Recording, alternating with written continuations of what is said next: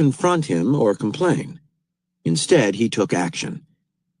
Knowing that McClernand had an oversensitive ego, Grant recognized that it would be relatively easy to push the man's buttons.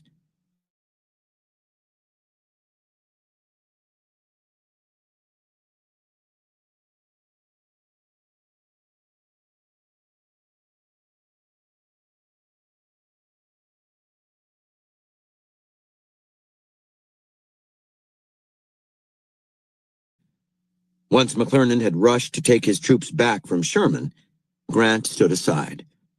He knew that a man like this, vain and obnoxious, would irritate the hell out of his brother officers. They would inevitably complain about him to Grant, who, as a responsible officer, would have to pass the complaints upward, apparently without personal feelings in play.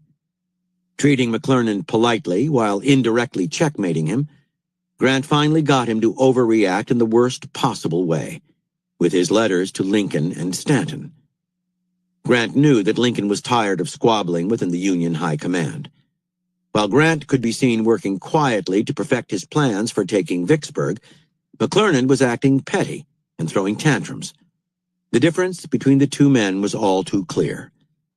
With this battle won, Grant repeated it, letting McClernand hang himself with his unwise complaints to the press.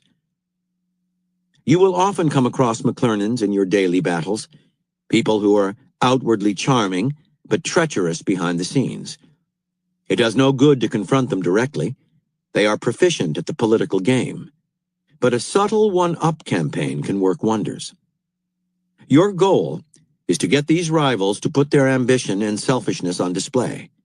The way to do this is to pique their latent but powerful insecurities. Make them worry that people do not like them, that their position is unstable, that their path to the top is not clear. Perhaps, like Grant, you can take action that thwarts their plan in some way while hiding your own beneath a veneer of politeness. You are making them feel defensive and disrespected.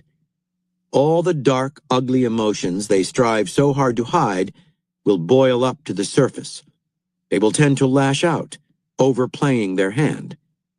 Work to make them grow emotional and lose their habitual cool. The more they reveal of themselves, the more they will alienate other people, and isolation will be their doom. 2.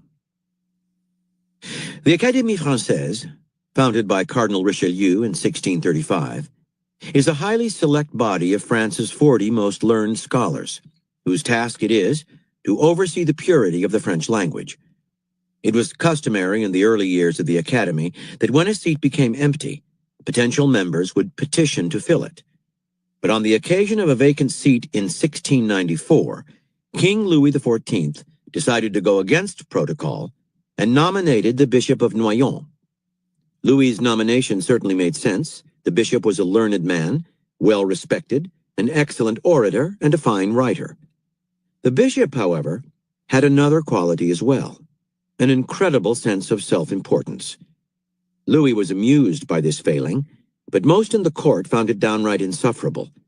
The bishop had a way of making almost everyone feel inferior, in piety, erudition, family pedigree, whatever they had. Because of his rank, for instance, the bishop was accorded the rare privilege of being able to have his coach drive up to the front door of the royal residence, while most others had to get out and walk from the entrance doors of the driveway.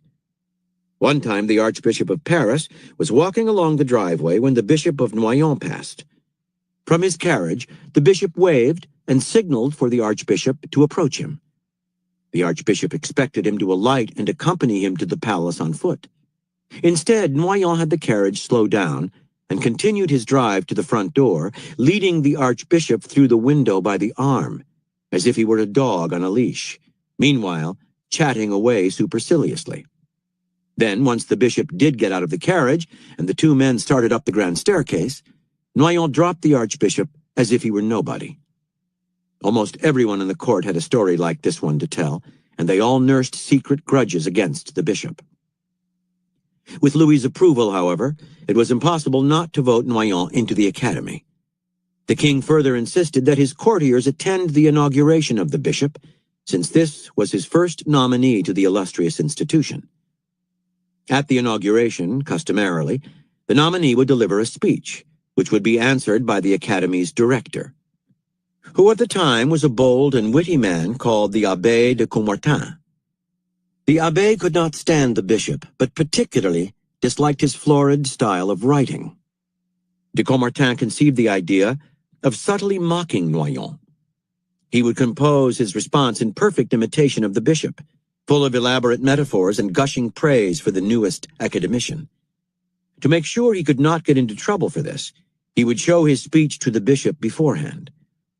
Noyon was delighted, read the text with great interest, and even went so far as to supplement it with more effusive words of praise and high-flying rhetoric. On the day of the inauguration, the hall of the Academy was packed with the most eminent members of French society. None dared incur the king's displeasure by not attending. The bishop appeared before them, monstrously pleased to command this prestigious audience. The speech he delivered had a flowery pomposity exceeding any he had given previously. It was tiresome in the extreme. Then came the abbé's response. It started slowly, and many listeners began to squirm. But then it gradually took off, as everyone realized that it was an elaborate yet subtle parody of the bishop's style. De Caumartin's bold satire captivated everyone, and when it was over, the audience applauded, loudly and gratefully. But the bishop, intoxicated by the event and the attention, thought that the applause was genuine, and that in applauding the abbé's praise of him, the audience was really applauding him. He left with his vanity inflated beyond all proportion. Soon, Noyon was talking about the event to one and all, boring everyone to tears.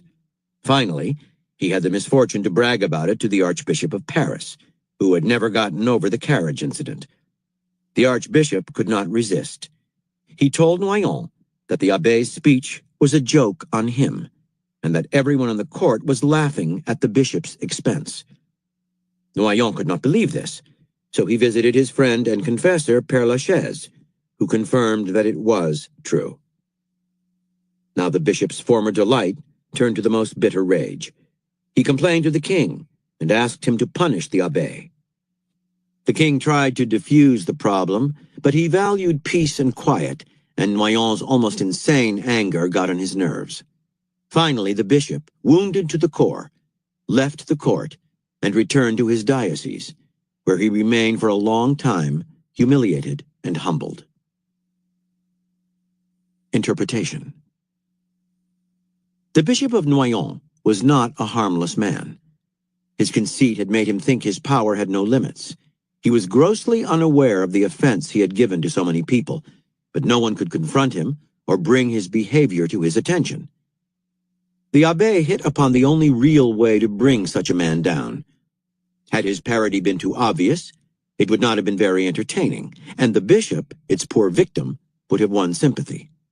By making it devilishly subtle, and making the bishop complicit in it as well, de Caumartin both entertained the court, always important, and let Noyon dig his own grave with his reaction, from the heights of vanity to the depths of humiliation and rage.